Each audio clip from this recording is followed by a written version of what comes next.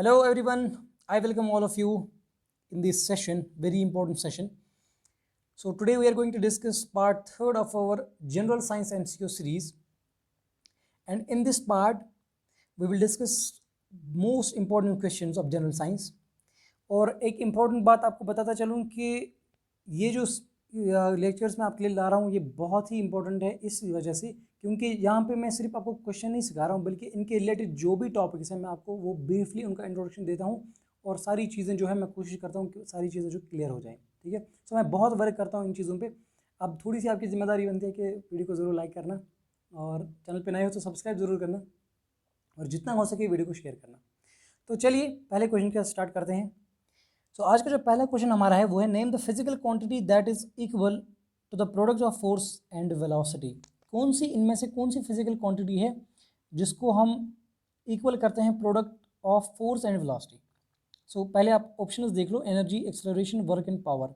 सो 4 option है आपके पास। तो चलिए पहले मैं आपको एक चीज़ करने वाला हूँ। इसमें एक चीज़ याद रखना, देखो फोर्स एंड वेलोसिटी जो है वो पावर के अंदर आती है। अब आपको कैसे ये चीज़ याद रहेगा, देखो पावर जो होता है ना वो आप कैसे पावर को डिफाइन करते हो, rate of doing work. That means rate means time, यानी कि वर्क कितना करोगे आप विथ रिस्पेक्ट टू टाइम, वो होता है पावर। अब अगर मैं वर्क को डिफाइन करूँ तो वर्क होता है फोर्स इनटू डिस्प्लेसमेंट, क्योंकि वर्क एक फिजिकल क्वांटिटी है और अगर हम इसको डिफाइन करेंगे तो that is force into displacement. तो नीचे ऑलरेडी टाइम है। सो अब जो है यहाँ पे मैं फोर्स को ऐसे ही रख रहा हूँ और जो एस बाई टी है यानी कि डिस्प्लेसमेंट बाई टाइम, ये आपको पता होगा डिस्प्लेसमेंट पर unit time is velocity. So आपको पता चला कि पावर जो होता है वो असल में क्या होता है, फोर्स इनटू वेलोसिटी। ठीक है ना। और अगर इसका ऐसा यूनिट हम देखेंगे, मे बी क्वेश्चन यहाँ से भी आ सकता है। सो इसका ऐसा यूनिट जो है वो है, देखो फोर्स का होता है न्यूटन और वेलोसिटी का मीटर पर सेकेंड। ठीक है ना। सो न्यूटन मीटर पर सेकेंड जो होता है इसको हम बोलते हैं वाट। ठीक है। सो ऐसा unit of power is what. Clear हो गया। और किलो वाट भी इसका जो ऐसा यूनिट है, या हॉर्स पावर भी ऐसा यूनिट है पावर, वो हम हायर पावर्स के लिए मेजर करते हैं। तो यहाँ पे जो ऑप्शन हमारा था वो है कि कौन सी फिजिकल क्वांटिटी इनमें से है जो फोर्स एंड वेलोसिटी है, सो दैट इज़ पावर। तो एनर्जी जो है, एनर्जी और वर्क जो है ये दोनों चीज़ें एक ही है। ठीक है, अगर हम फिजिकली इनको देखें। और एक्सेलरेशन जो है ये आपको पता होना चाहिए, it is change in velocity, यानी कि अगर मैं कहूँ change in velocity means final minus initial velocity divided by time. So change in velocity divided by time होता है एक्सेलरेशन। बात समझाई। So this is all about the first question. Now let's move the question number second. और जो second question हमारा है, the difference in isotopes of an element is. So मैंने आपको ये लास्ट जो मैंने आपको लेक्चर पढ़ाया था उसमें भी मैंने आपको बोला, सारी चीज़ें मैंने सिखाई थी कि आइसोटोप्स, आइसोबार्स, आइसोटोन्स। ऊपर आपको आई बटन पे लेक्चर सीरीज़ का लिंक मिल रहा होगा, वो वहाँ पे आप उस लेक्चर को देख सकते हो। तो मैंने आइसोटोप्स के बारे में जब कहा था तो मैंने कहा था कि आइसोटोप्स जो होते हैं ये एटम्स होते हैं एक ही एलिमेंट के। ठीक है, जैसे मैंने आपको हाइड्रोजन सिखाया था। अगर हम हाइड्रोजन की बात करेंगे तो हाइड्रोजन के 3 आइसोटोप्स होते हैं। एक होता है हाइड्रोजन 1H1, दूसरा जो इसका आइसोटोप है वो है ड्यूटेरियम 1H2, और थर्ड जो है वो है 1H3 ट्राइटियम जिसको हम बोलते हैं। सो ये 3 क्या हैं, ये आइसोटोप्स हैं। और आइसोटोप्स का मतलब ये होता है कि इनका एटॉमिक नंबर जो होता है वो सेम होता है, क्योंकि अगर आप हाइड्रोजन को देखोगे उसका एटॉमिक नंबर भी 1 है। ठीक है, सो इन तीनों का एटॉमिक नंबर जो है वो 1 है। अब चूंकि ये एटम सेम एटम के आइसोटोप्स हैं तो इसका मतलब है कि इनका जो मास नंबर होगा वो डिफरेंट होगा। ठीक है, क्योंकि यहाँ पे देखो मास 1 है, यहाँ पे मास 2 है, यहाँ पे मास 3 है, यानी कि एटॉमिक मास जिसको बोलते हैं या मास नंबर जिसको बोलते हैं।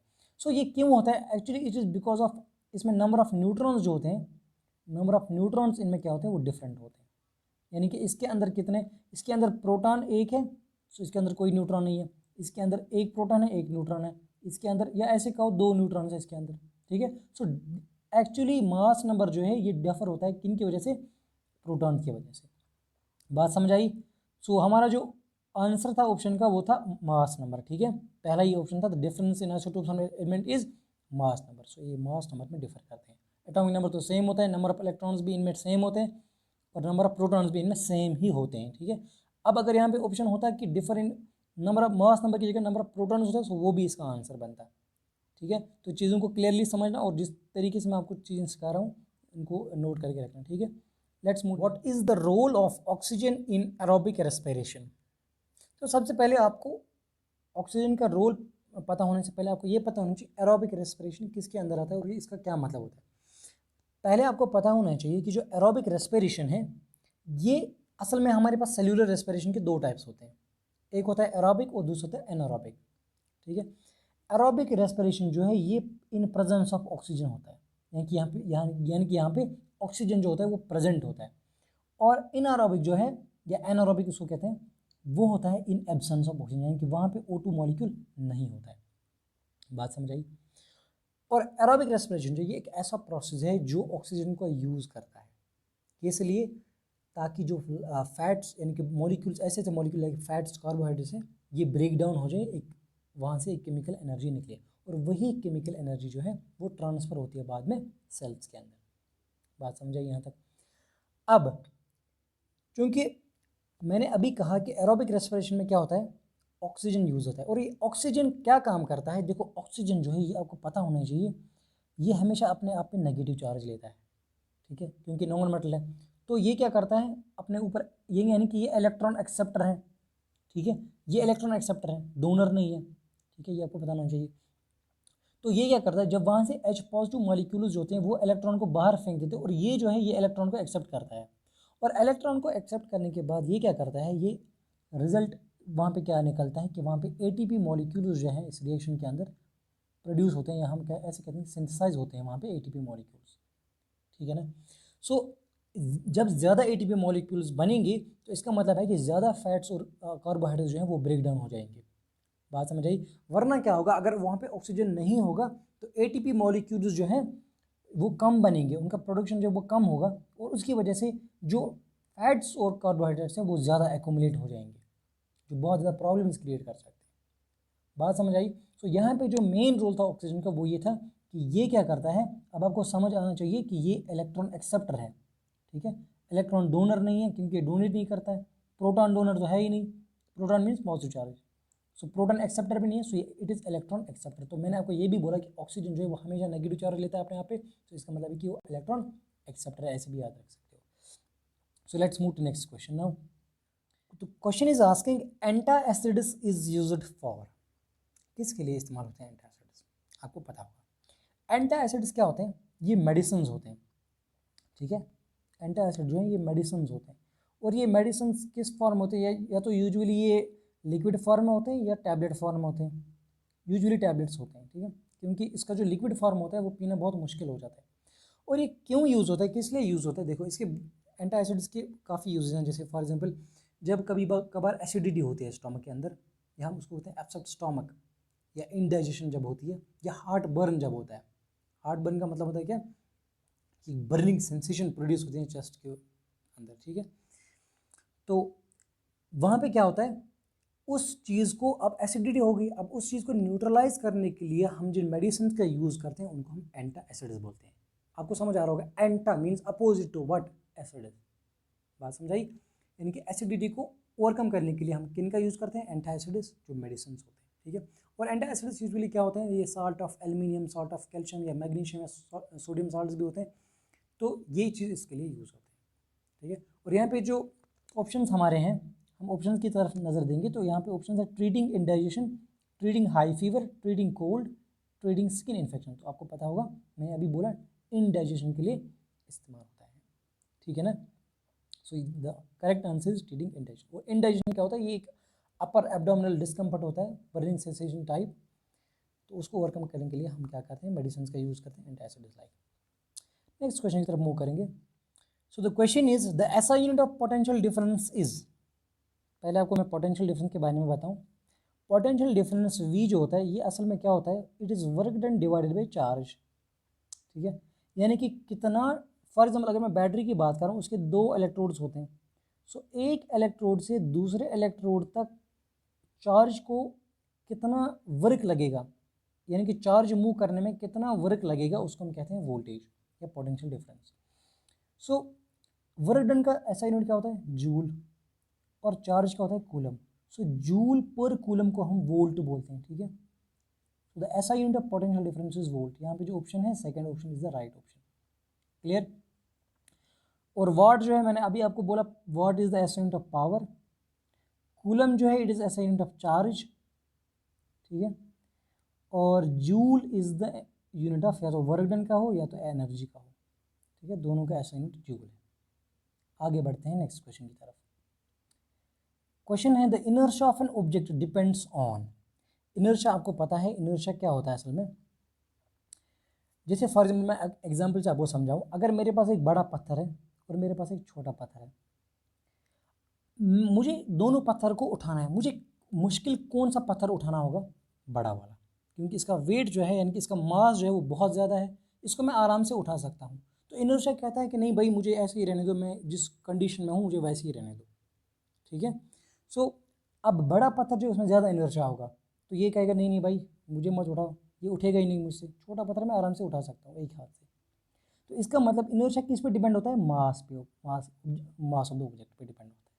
और इनर्शिया आई जो होता है वो उसका मिलता है mr²। आर होता है radius of centre of mass और एम होता है वहाँ पे मास। तो it wholly and solely depends on mass of the object. जितना ज़्यादा मास होगा उतना ज़्यादा उसमें इनर्शिया होगा। बात समझ आई? नेक्स्ट क्वेश्चन की तरफ मूव करेंगे। Question is infection with H5N1 leads to one of the following disease and the options are HIV, swine flu, bird flu, fowl cholera. तो इनमें से कौन सा डिजीज़ इसकी वजह से होता है? तो H5N1 जो है ये असल में क्या है? ये एक बर्ड फ्लू है जिसको हम कहते हैं avian influenza virus. So it is actually a bird flu. इसका याद रखना, इसको हम कहते हैं एवाइन या एवियन इन्फ्लुएंजा वायरस, ठीक है। तो असल में बर्ड जो होते हैं ये असल में एक दूसरे को इन्फेक्ट करते हैं, ठीक है, इनफेक्ट बर्ड्स। बट ये जो है ये बर्ड फ्लू ये ह्यूमंस के अंदर भी इन्फेक्ट हो सकता है, ठीक है, ह्यूमंस भी इन्फेक्ट हो सकते हैं। बट ये एक्सट्रीमली रेयर है। अगर हम इंडिया की बात करेंगे, इंडिया में आई थिंक 5000 केसेस आते हैं तकरीबन बर्ड फ्लू के पर ईयर, अगर हम हर साल की बात करेंगे। तो याद रखना ये H5N1 जो है it is actually bird flu. हमारे पास 4 ऑप्शन है, तो bird flu is the correct option. बात समझ आई? नेक्स्ट क्वेश्चन की तरफ मूव करेंगे। बायोगैस इज प्रीडोमिनेंटली, आपको पता होगा बायोगैस कौन सा गैस है जो हम घर में यूज़ करते हैं। सो बायोगैस जो है उसमें यूजुअली क्या होता है? देखो बायोगैस में हाइड्रोजन भी होता है, कार्बन डाइऑक्साइड भी होता है, मोनोऑक्साइड तो नहीं होता है, और यहाँ पे जो फोर्थ ऑप्शन है मीथेन, ये भी इसमें होता है बायोगैस के अंदर। लेकिन अब यहाँ पे क्वेश्चन पूछ रहा है कि प्रीडोमिनेंटली कौन सा होता है, तो इसका जो आंसर है सही से वो है मीथेन, क्योंकि हम इसको मीथेन गैस ही बोलते हैं, बायोगैस को हम मीथेन गैस ही बोलते हैं। और मीथेन की कंसनट्रेशन अगर हम बायोगैस के अंदर देखेंगे वो तो 40 to 60% मीथेन इसके अंदर होता है, 40 to 60% ऑफ द मीथेन, ठीक है। तो बाकी इसमें कार्बन डाइऑक्साइड, हाइड्रोजन, नाइट्रोजन भी होता है जो हम घर में यूज़ करते हैं बायोगैस, ठीक है। So the correct answer is methane. So next question जो गाइज हमारा है, which leaves are used for flavouring the food. इनमें से कौन सा लीव्स हम flavouring as a flavouring agent use करते हैं फूड के अंदर? सो यहाँ पे ऑप्शन है कैबेज, स्पेनिश, लीटस एंड कोरिएंडर।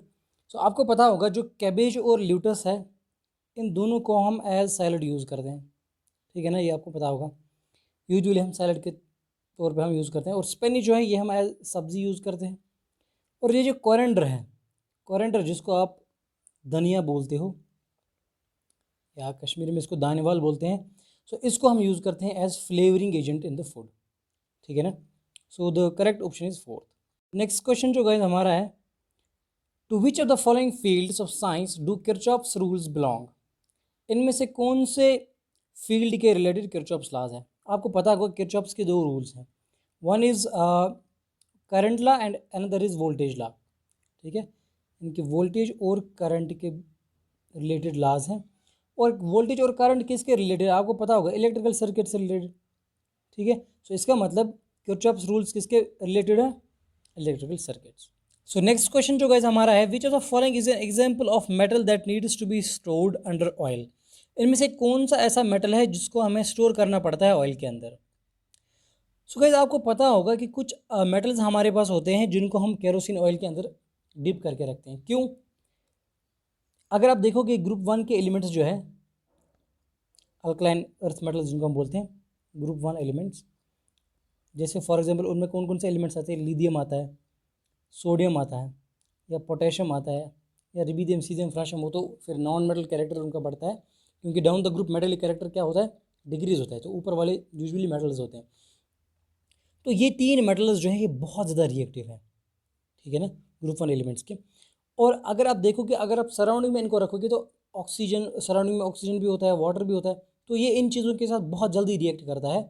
और हमारे पास अगर सोडियम कभी सोडियम की नीड होगी तो वो ऑलरेडी रिएक्ट कर चुका होगा, तो हमारे पास सोडियम या पोटेशियम की बहुत कमी होगी। तो इसलिए हम क्या करते हैं, इनको पहले ही स्टोर करके रखते हैं ऑयल में, ठीक है, सो दैट ये रिएक्ट ना करें और ये बच जाए। तो इनमें से ऑप्शन कौन सा करेक्ट ऑप्शन है, देखो यहाँ पे आयरन तो नहीं है, गोल्ड भी नहीं है, सिल्वर, और potassium is the right answer, क्योंकि पोटेशियम ग्रुप 1 के अंदर आता है, ठीक है। इसको हम स्टोर करके रखते हैं ऑयल में। बात समझ आई। नेक्स्ट क्वेश्चन की बात करेंगे। Deficiency of vitamin C in the body causes. Deficiency of vitamin C क्या काज करता है, कौन सा डिजीज इनमें से। तो आपको पता होगा deficiency of vitamin C causes scurvy. Scurvy means यानी कि bleeding, swollen bleeding gums mouth के अंदर। आपने देखा होगा कुछ लोग जब ब्रश करते हैं तो उनको बहुत खून निकलता है गम से। ऐसा क्यों होता है, because of deficiency of vitamin C, तो हम स्कर्वी बोलते हैं, ठीक है। So the correct option is scurvy. और बाकी चीज़ें मैंने आपको बोली, जैसे नाइट ब्लाइंड्स मैंने बोला था विटामिन ए की डिफिशियंसी की वजह से होता है। सो नेक्स्ट क्वेश्चन जो हमारा है, balanced chemical equation is accordance with.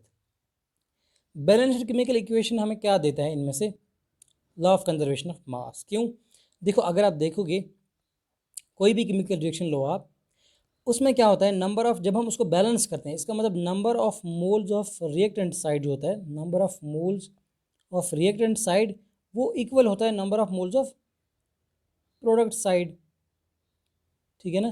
तो दोनों साइड नंबर ऑफ मोल्स क्या होता है, same. Number of moles means यानी कि मास जो उनका होता है एटम्स का वो बराबर होता है। So that means chemical equation हमें क्या देती है, balanced chemical equation, law of conservation of mass. Clear हो गया पॉइंट। नेक्स्ट क्वेश्चन की बात करेंगे। Speed of sound in air at 0 degree centigrade is. So sound की बात हो रही है। साउंड आपको मिलेगा एनसीईआरटी की बुक में, एक चैप्टर है 9th क्लास की। सो वहाँ पे आपको साउंड मिलेगा, और साउंड वेव्स का जो स्पीड होता है, अगर हम 0 डिग्री सेंटीग्रेड की बात करेंगे, 20 डिग्री पे तो 20 डिग्री सेंटीग्रेड पे 343 मीटर पर सेकंड होता है, ठीक है। तो फिर अगर हम 0 डिग्री पे बात करेंगे वहाँ पे वो तो कम हो जाएगा फिर। So I think the correct answer is 332, ठीक है ना, क्योंकि 350 नहीं हो सकता, क्योंकि 0 डिग्री पे ये बहुत कम हो जाएगा। So 332 is the correct option. Next question, human beings are responsible for depletion of ozone layer. Which one of the following substance is not responsible for the depletion of ozone layer. Question में ऊपर human beings की बात की है, तो human beings के according हमें जो चीज़ें नीचे ऑप्शन में दी गई हैं, ये सारे ह्यूमन बींग्स के मतलब जो चीज़ें हम यूज़ करते हैं डेली बेसिस पे उसी के रिलेटेड, इसलिए इन्होंने ह्यूमन बींग्स की बात की है ऊपर। और यहाँ से हमें बोलना है कि इनमें से कौन सी चीज़ें जो ओजोन लेयर डिप्लीशन के लिए रिस्पॉन्सिबल नहीं है। तो आपको पता होगा, देखो कार्बन टेट्राक्लोराइड भी इसके लिए रिस्पॉन्सिबल है, क्लोरोफ्लोरोकार्बन की वजह से भी होता है डिप्लीशन ऑफ ओजोन, एरिसोल्स की वजह से। So ammonia is the right option, जो कि which is not responsible for depletion of ozone layer, ठीक है। और ओजोन लेयर आपको पता होना चाहिए, ओजोन लेयर इज़ एक्चुअली ये O3 मॉलिक्यूल से बना होता है, वो आपस में जुड़े हुए होते हैं, O3 molecule O3 molecule O3 molecule ऐसे जुड़े होते हैं आपस में। तो एक ओजोन लेयर बन जाता है। और ये ओजोन लेयर क्या करता है, ये हमें सन से जो अल्ट्रावायलेट रेज होती हैं जो हमारे बॉडी के लिए बहुत हार्मफुल होती है, ठीक है, वो स्किन कैंसर कॉज करती है। सो उस चीज़ को बचाने के लिए कुदरत ने ओजोन लेयर का ओजोन एक लेयर रखी है एटमॉस्फेयर में, जो हमें इन अल्ट्रावायलेट रेडिएशन से बचाता है, ठीक है। सो इसी को डिप्लीशन होता है हमारी ही वजह से। और ये सारे फैक्टर्स जो नीचे ऑप्शंस में दिए हैं, ये सारे फैक्टर्स इसके लिए रिस्पॉन्सिबल है except ammonia. Clear. Next question, the phenomenon of marble cancer is due to. देखो मार्बल कैंसर एक टिपिकल वर्ड है, ये आपको इसे आपको थोड़ा सा डर लग रहा है, लेकिन डरने की कोई बात नहीं। Marble cancer refers to basically it is a corrosion, ठीक है। जो बिल्डिंग्स होती है या स्टैचूज़ होती हैं रास्ते में जो मार्बल से बने होते हैं, हमारे एटमॉस्फेयर यानी कि पोल्यूशन की वजह से जो SO2 और NO2 होता है प्रेजेंट पोल्यूशन में, वो डिपॉजिट होता है इन बिल्डिंग्स पे या इन स्टैचूज़ पे, ठीक है ना। यानी कि हम इन जनरल ऐसे बात करेंगे, पोल्यूशन डिपॉजिट होता है इन स्टैचूज़ पे या बिल्डिंग्स पे। तो जब रेन पड़ जाती है या हम ऐसे कहेंगे ये मॉइस्चर जब इन पे आ जाता है तो ये क्या होता है, ये एब्जॉर्ब करते हैं मॉइस्चर, ये NO2 और SO2 जो है ये एब्जॉर्ब करते हैं मॉइस्चर, और वहाँ पे क्या होता है, ये कन्वर्ट होते हैं एसिड्स में, ठीक है। और उसके बाद ये जो है क्रोड करते हैं किसको, इन स्टैचूज़ को। और उसकी वजह से जो इन बिल्डिंग्स या स्टैचूज़ पे जो मार्बल्स लगे होते हैं वो किसी काम के नहीं रहते, वो ख़राब हो जाते हैं, ख़त्म हो जाते हैं, ठीक है। जंग लग जाता है उन पर, क्रोजन का मतलब होता है जंग लगना, ठीक है। So the correct option is acid rain यहाँ पे, ठीक है। बाकी कोई चीज़ इस पर इफेक्ट नहीं करती है। नेक्स्ट क्वेश्चन की बात करेंगे, A set of non-conventional sources of energy out of the following is, इनमें से कौन सा non conventional sources of set है, यहाँ पे आप देख सकते हो, यहाँ पे ऑप्शंस है। देखो अगर मैं कन्वेंशनल सोर्सेज ऑफ एनर्जी की बात करूँ उसमें क्या क्या आता है, जैसे फॉसिल फ्यूल आता है, CNG आता है, कोल पेट्रोलियम वगैरह, और ऑयल आता है उसके अंदर, और नेचुरल गैस उसके अंदर आता है। ये होते हैं कन्वेंशनल सोर्सेज ऑफ एनर्जी। और नॉन कन्वेंशनल सोर्सेज में क्या आता है, जैसे सोलर एनर्जी है, विंड एनर्जी है, बायो एनर्जी है, या हाइड्रो एनर्जी, या टाइडल या ओशन एनर्जी, जो भी है ये सारे किसके अंदर आते हैं, नॉन कन्वेंशनल एनर्जी के अंदर। तो अब आप खुद ही देख सकते हो, the correct option is third part, solar, atomic and wind energy, they are non conventional sources. बाकी सारे उनमें एक एक दो दो क्या है, कन्वेंशनल। जैसे यहाँ पे नेचुरल गैस है, कोल है, ये तो कन्वेंशनल सोर्स है। यहाँ पे भी कोल है, विंड और बायोगैस तो थे नॉन कन्वेंशनल, लेकिन कोल यहाँ पे कन्वेंशनल सोर्स थे, बाकी नॉन कन्वेंशनल थे। अगर फोर्थ की बात करेंगे, यहाँ पे जियो है, जियो थर्मल एनर्जी है, नेचुरल गैस है, पेट्रोलियम है। हालांकि जो इसमें नेचुरल गैस और पेट्रोलियम है वो कन्वेंशनल सोर्स है, लेकिन यहाँ पे जियो थर्मल जो था वो नॉन कन्वेंशनल था। सो दैट मीन्स कि सिर्फ थर्ड पार्ट जो है इसके अंदर तीनों क्या है, non conventional source of energy. Question की बात करेंगे हम, question is a very large ecosystem on land having distinct type of vegetation and wild life is called, इसको हम क्या बोलते हैं, आपको याद आया होगा डिफिनीशन से ही, इसको बायोम बोलते हैं। क्योंकि बायोम में क्या क्या आता है, जैसे फॉर एग्जाम्पल अगर मैं बात करूँ ट्रॉपिकल रेन फॉरेस्ट्स की, या टेम्परेचर फॉरेस्ट्स की, या डेजर्ट्स की, वो किसके अंदर आते हैं, बायोम के अंदर एग्जाम्पल्स। क्योंकि देखो यहाँ पे इन्होंने कहा है डिस्टिंक्ट टाइप ऑफ वेजिटेशन। अगर हम फॉर एग्जाम्पल मैं डेजर्ट की बात करूँ, डेजर्ट में क्या होता है, एक तो वहाँ की वाइल्ड लाइफ भी अलग होती है, क्योंकि डेजर्ट पे ना वहाँ पे आपको घोड़े मिलेंगे, ना वहाँ पे आपको शेर मिलेंगे, वहाँ पे आपको क्या मिलेगा, कैमल्स, इनकी डिस्टिंक्ट वाइल्ड लाइफ होती है। और वेजिटेशन भी वहाँ पे जो होती है वो डिस्टिंक्ट होती है। जैसे फॉर एग्जाम्पल वहाँ पे क्या क्या उगते हैं डेजर्ट में, खजूर उगते हैं, ठीक है, डेट्स, या अगर हम बात करेंगे कोकोनट्स की, ठीक है। तो बाकी चीज़ें वहाँ पे आपको यूजुअली देखने को नहीं मिलेंगी। तो अलग टाइप की वेजिटेशन, अलग टाइप की वाइल्ड लाइफ जहाँ पे होती है उसको हम क्या कहते हैं, bio. One more question we have, in the context of ocean energy conversion, T in OTEC stands for, OTEC इसको याद रखना, it stands for ocean thermal energy conversion, OTEC, ocean thermal energy conversion. तो यहाँ पे हमें बोल रहा था T stands for, T stands for thermal, third is the right option, ठीक है। लास्ट क्वेश्चन एक हमारे पास है, nuclear energy can be obtain from, nuclear energy कहाँ से हमें मिल सकती है। न्यूक्लियर एनर्जी आपको याद होगा कि न्यूक्लियर एनर्जी हमें दोनों चीज़ों में मिलती है, फिशन में भी और फ्यूजन में भी। जब हम किसी रेडियो एक्टिव मेटल को वहाँ पे फिशन होता है तो वहाँ पे भी हमें न्यूक्लियर एनर्जी मिलती है। अगर उसको फ्यूजन करेंगे तब भी हमें क्या मिलता है, न्यूक्लियर एनर्जी मिलती है। सो यहाँ पे करेक्ट ऑप्शन क्या है, देखो पहला ऑप्शन है fusion, synthetic reactions of radio active, fusion of radio active material, both fusion and fusion. So both is a correct option यहाँ पे, क्योंकि दोनों चीज़ें हमें किसके अंदर आती हैं, न्यूक्लियर एनर्जी यहाँ पे दोनों से हासिल होती है, फिशन से भी फ्यूजन से भी। Clear. So this was the last question and I hope guys सारी चीज़ें आपको क्लियर हो चुकी होंगी, और जो जो चीज़ें मैंने बोली इनको नोट करके रखना, ये आपको बहुत काम आएंगे आगे, ठीक है ना। और जिस भी एग्ज़ाम के लिए आप पढ़ रहे हो ये चीज़ें सारी इंपॉर्टेंट है, ठीक है। वीडियो पसंद आए तो इसको ज़रूर लाइक करना, ठीक है। मिलते हैं नेक्स्ट वीडियो में।